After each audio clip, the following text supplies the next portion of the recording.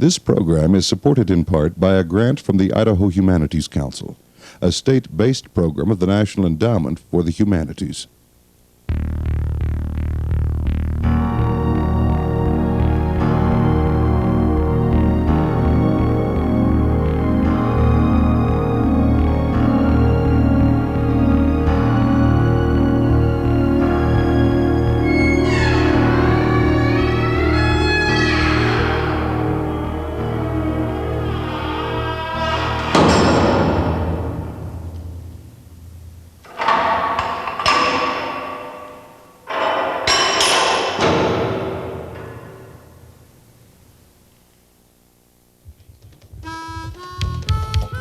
The Gold Rush years, beginning in 1849, brought a flood of prospectors westward through what would become the Idaho Territory.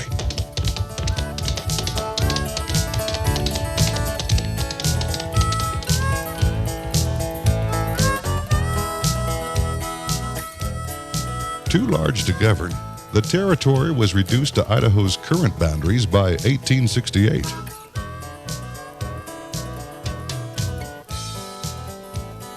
Meanwhile, robberies and violent crime became routine. Vigilante committees formed and took the law into their own hands. As communities became established, the public demanded more law and order. The Boise County Jail was designated a temporary territorial prison. Irons have to be kept on the prisoners all the time, and a guard constantly on the watch, or they'll scale the fences.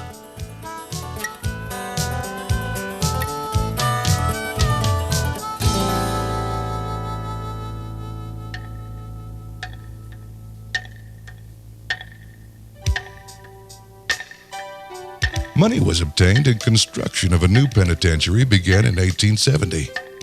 Before long, we'll boast of a handsome, substantial building, delightfully located, cool and airy in the summer, and warm and comfortable during our severe winter weather. The first inmates arriving 2 years later found it otherwise.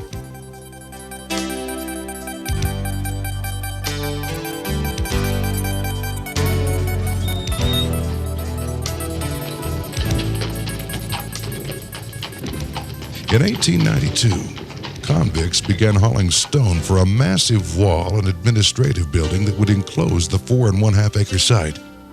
It would be second to none in the West. Boiseans even paid 25 cents to visit the prison. Over the next 2 decades, additional structures were gradually added.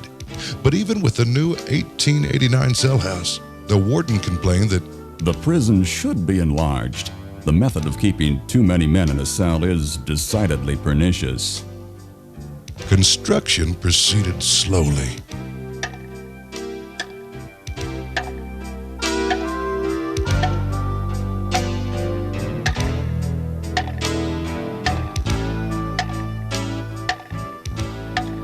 The next buildings housed the infirmary, library, commissary, and blacksmith shop.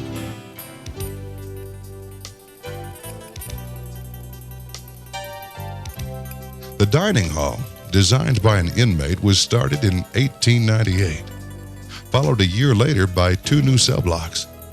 Although work seemed to progress rapidly, problems with the roofs caused the builders to swap them back and forth.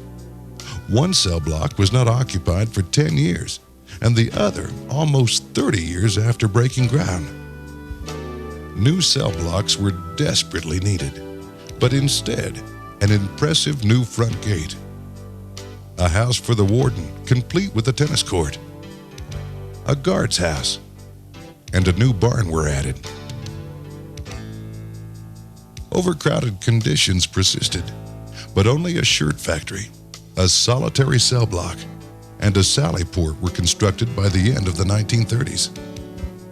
When conditions had not appreciably improved, a concerned journalist wrote that the penitentiary ought to be condemned.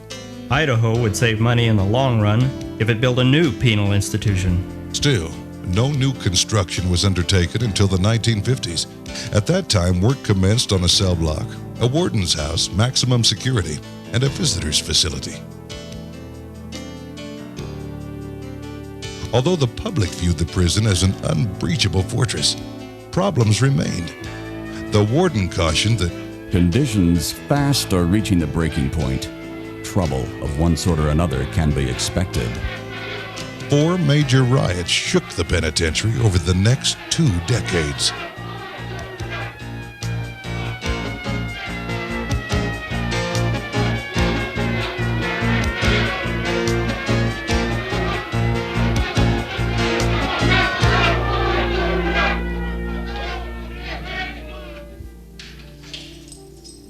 So this is it, the joint. I'll be here for a long time.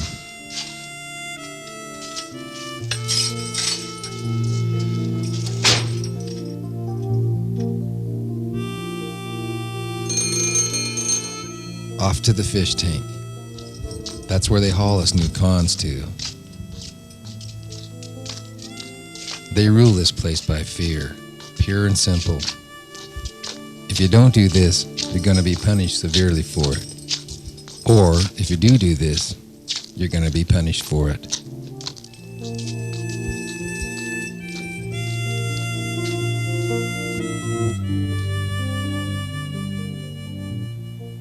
Walking the walls is tough, especially when it's hot. And what do we get to do up here? Just look at the same faces and try to stay awake.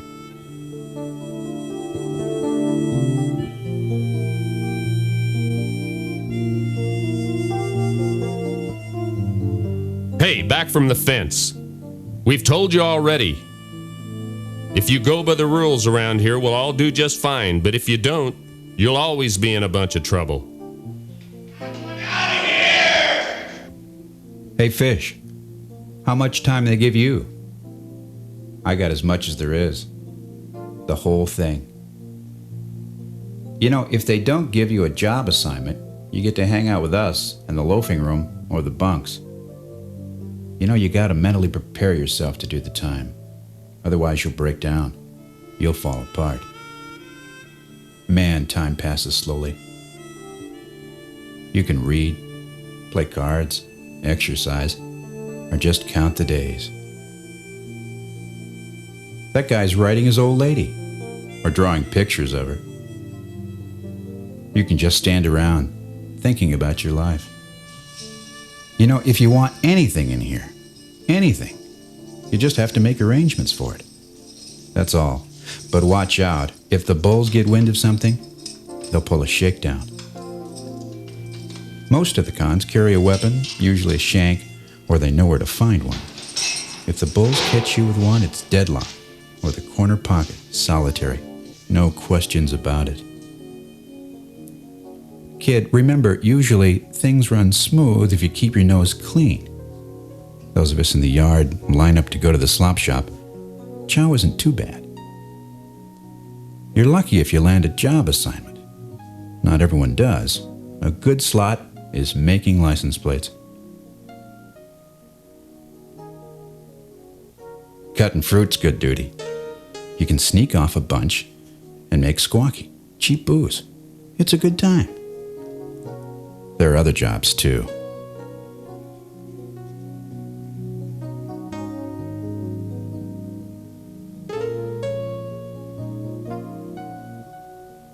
Some guys go to school.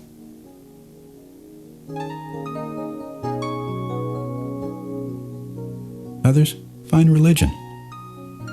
And there's our newspaper, The Clock, always thinking of time. Sports are good. You get to relax. The big thing is to go to the ballpark, Outlaw Stadium, to play in a game. In the old days, cons even staged plays, got all dressed up. Not anymore. The women's ward. I remember it well, those years I spent there as a matron. First woman sent out here to the pen arrived in 1887, just 15 years after it opened. She was an Indian named Hannibee.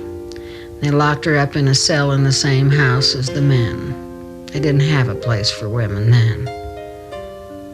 When Margaret Hardy arrived in 1895, she'd murdered her adopted child. She was a strange one. Everybody knew she was crazy. They shipped her off to the insane asylum over in Blackfoot. Then, in 1896, came the sensational trial of Josie Kensler. She and her lover, a fellow named Al Friel, killed her husband. They both got a life sentence for it. The warden told folks that he expected she wouldn't be any trouble. But in 1905, she informed the warden she was pregnant. It caused quite a scandal. Meanwhile, 16-year-old Ida Laerty was sent up for horse stealing. People didn't like seeing her in a cell block with all those men, so the legislature and the warden recognized it was absolutely necessary to isolate the female prisoners. Work began in 1905. Stone walls went up around the warden's old house, and it was all done in 1906. The warden liked what he called the change in the women's conduct. Then in 1919, a strictly modern dormitory that could hold 14 was built. There's never much for the women to do here. They spent their time cooking, sewing, quilting, playing cards, or reading, and a few wrote poetry. Nice poetry, too. There's one girl I remember who wrote a poem. Here, I'll read it to you. I'd like to change the bitterness in my heart, the hatred in my mind, the numbness of my soul, the loneliness of my bed, the surroundings I have to see. I'd like to change the uniforms of the cops, the locks upon my door, a barred window for open panes, locked gates for no fences at all.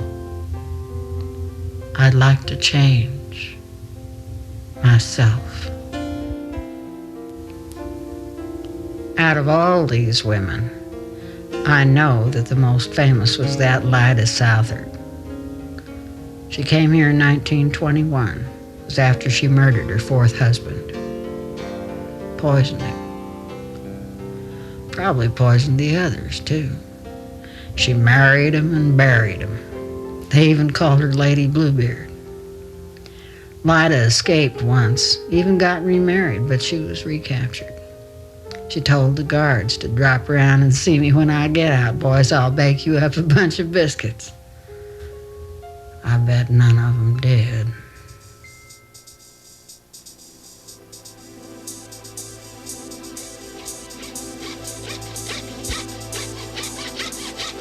In the territorial days, prisoners often sawed through the shackles and chains. Many escaped. The 2 solitary confinement cells built in the 1890s were intended to cut escape attempts and to discipline inmates. Over the next 2 decades, prison population grew. So did the problems. In 1923, a solitary ward was built, known as the Hole. It housed up to 6 convicts in each cell. When 16 of the most hardened criminals lifted off the 200-pound doors in a 1923 escape attempt, authorities decided to build a stronger and more confining punishment house. We called it Siberia. The dungeon. Corner pocket. Get in there. In the summer, it was hot. Real hot. The only ventilation came from a 3-inch opening in the ceiling. No air came in from the corridor because the outside doors were locked. So we just laid there and sweat. Wandered around in our birthday suits and our little cells.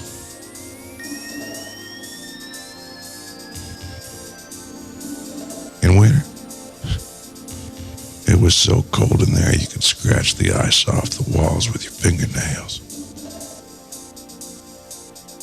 We did push-ups, We exercised day and night. We did everything to stay warm. Some of us scribbled on the walls. We wrote with nails, pencils, anything we could get our hands on. We slept during the day.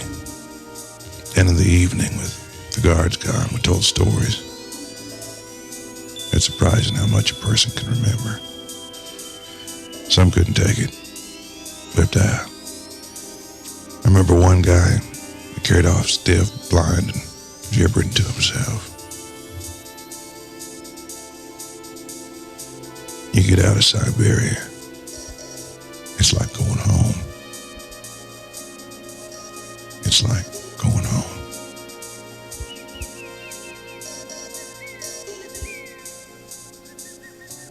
This penitentiary was closed in 1973 when the inmates were transferred to the new correctional facility south of Boise. The old penitentiary in 1974 was listed on the National Register of Historic Places and opened to the public as a state historic park.